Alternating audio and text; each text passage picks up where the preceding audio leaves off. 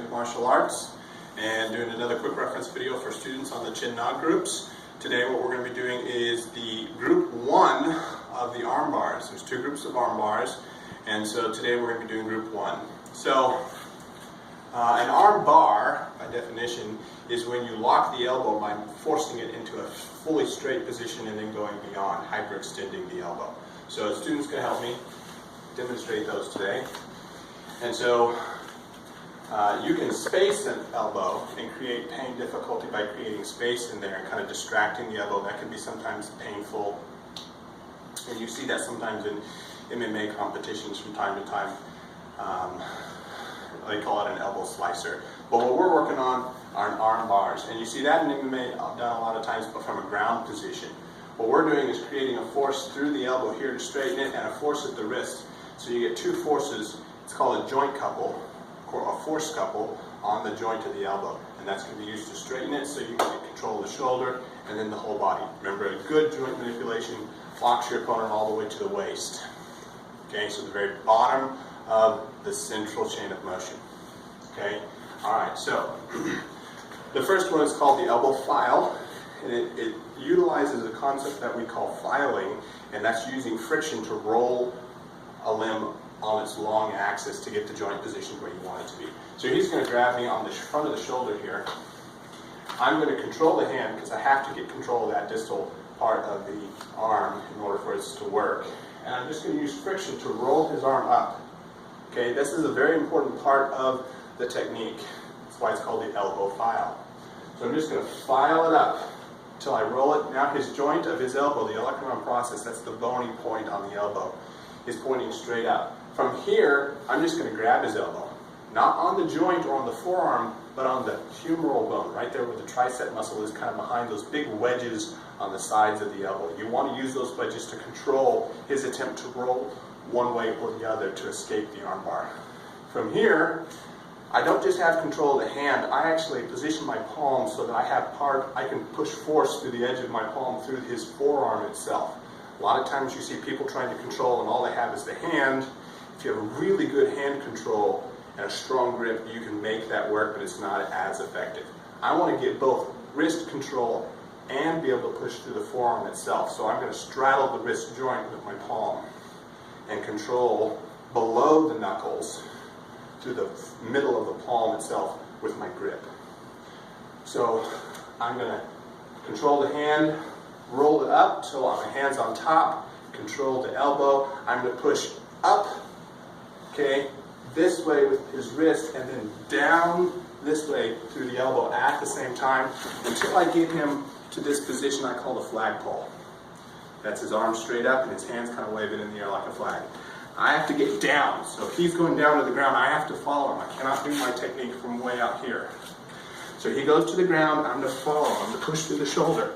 When I get him to the ground, I'm going to put my knee on his ribs so he can't roll that way to escape. And from here I can submit, break his elbow, or do what I need to do. Okay? Always be careful with joint manipulations, especially a lot of times when you're working with petite people, either male or female. Sometimes they have the hyperflexible elbows. You want to be careful putting a lot of force through those elbows when you're practicing with your partner. At the end of your session, both of you should walk away okay. Okay, so that's the elbow file. And the next 2 techniques are also what I call and classify as flagpole arm bars, because they're going to end in the same position. Okay, so the next one is called time to bar the arm, and you'll recall from other videos that there's a time to let go. Okay, so anything that in our system that has the phrase time to in the name is cueing you that it starts as a wrist grab, okay, and you're going to do an outside circle like you're looking at your watch to initiate the technique. Okay, so that's what we're going to do. He's going to start with a wrist grab. I'm going to cover, because I always want to have that guard hand up, and I'm going to rotate my hand out in a big circle like I'm looking at my watch. Bigger circle means it's easier for me to get him to do it. Small motions are kind of hard. Big motions are kind of easy. And then I'm going to grab his hand here and gain control. Once again, my palm is straddling the wrist joint, and I'm gripping through the middle part of the palm of hand itself. Okay? And then I'm going to slide from here, from the wrist, down to the elbow, using my wrist this time to turn his elbow the way I want it to be. And I end up now in the same position I was with the elbow file, in this flagpole position. Use my knee on his ribs to hold him and check his body rotation, because he's going to try to roll out like this, where he can use his other hand and his feet to escape and try to bend his arm to get out of that. I don't want him to do that. I want him here. So I'm going to use my knee here, pushing with both hands through there, and then I can kind of jam through the shoulder if I want to get a little bit extra compliance. Okay? And so that is time to bar the arm. The next one is called the wrong way armbar. And so wrong way for us means somebody's grabbing like this instead of like this. So he's going to grab me with the wrong way grab. Okay? I'm going to cover the hand like I'm going to go into the wrong way wrist scissor, which is in a different group, a different video. But instead, I'm going to come through and use my elbow to strike his elbow to straighten his arm. My opponent is thinking I'm going in for a strike, and all of a sudden I'm going to slide out here to the arm. Okay? So he's going to grab. I want to position my hand so that I don't have to change it later if I can help it. So I'm going to straddle the wrist, grip through here, slide straight down here. I can now push through the forearm because I straddled his wrist with my palm. I have control of those wide notches on the sides of the elbow to help control rotation of his forearm if he tries to rotate to get out of it. And I'm going to apply force. Once again, knee on the ribs to check his here. If I wanted to submit him on the ground, I could just step around and fall backwards onto the ground, and he'd be in a ground position for submission on the armbar, or for a break. And I could transition to the ground really easily that way, if that was my intention. The next one is called hiding the elbow in the pit, or we just call it the pit. And so this one is one that I like to go to as a transition if I have trouble with the other three, because I can get there from any of those three position starting points that I started off with in the ones you've seen before. So the time to bar the arm, the wrong way arm bar, and the elbow file. Any of those, if they go wrong, like I can't get the elbow straight, he's just fighting me really hard, because you never should fight for a technique, just transition to a new one. So for any reason those three didn't work, I can always transition really easily into the pit technique, which I'm about to demonstrate. The way the pit, it starts off, if you're doing it as itself and not transitioning to it from something else, is it's just like you're going to do a cross-hand scissor. They grab you cross-hand scenario, so his arm and my arm together cross the center line. That's what it means to have a cross-hand grab. I'm going to cover it just like I would do a cross-hand scissor, only instead of coming in here, I'm going to come up, and then I'm going to step to the outside. So let me go through that again a little slower. I'm just going to step to the outside.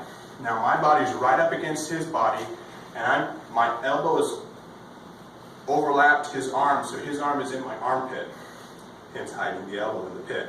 And I'm just going to pull his arm away from me like I'm pulling a sword out of my chest. As I do that, I use my hips to check him in his ribs, kind of if I can knock the breath out of him. And now I'm just going to push up like I'm bringing his hand to my face, and I'm going to drop my weight until I'm on the ground, just like this. And from here I can get really good leverage or control.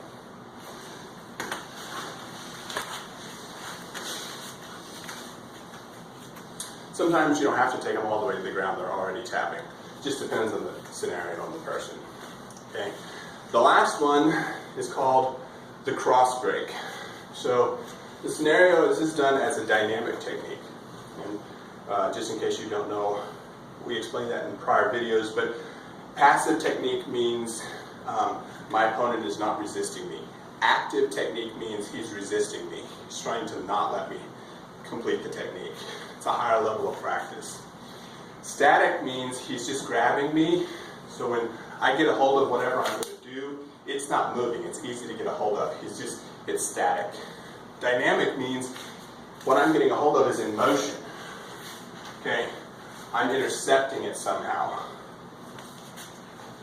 Whatever it is that I'm doing, I'm just making stuff up here. But I'm grabbing it out of the air, effectively. Okay? So this one's a dynamic technique. He's going to throw a punch to my face. If he hits me, that's bad for me, good for him. So what I want to do is, first of all, I want to get my face out of his way. So he comes in, I'm going to slip my head to the side. Okay, I'm going to shift my weight to the side. Something. I do not want to risk being late or having a bad technique or just it not working quick enough and get punched in the nose. So I want to get out of the way of the punch. As the punch comes in, especially if he's coming at me with a knife jab to the face, or he's got a gun in his face, or in his hand at my face, I don't want to be in the line of that attack. So as he comes in, I'm going to get out of the way, I'm going to hit behind the elbow, and at the distal part of the forearm, not the hand. As I hit, I'm going to try to break his elbow. So if this was, we use his left hand, but if it was his right hand, what I want it to do when I'm done is look like this. Okay, I want to snap that elbow, completely unhinge it. Okay, and so I recommend if you want to practice getting the force behind it, you do it to the opposite elbow so you can get the natural bend. But you should do it slowly to practice getting proper hand placement, body shift, and timing of the technique when you practice this one. Because you do not want to go fast and be sloppy and get too much fingers and not enough palm of the hand. So when I hit, I want it to hit with the hand, not with the fingers. This is going to do nothing. This is going to potentially break his arm. Okay? There's a lower variation of this. If he punches to the belly, I can do the same thing here. But that's just a variation. Primary technique is at the head level. And that is group 1 of the arm bars. Thank you very much.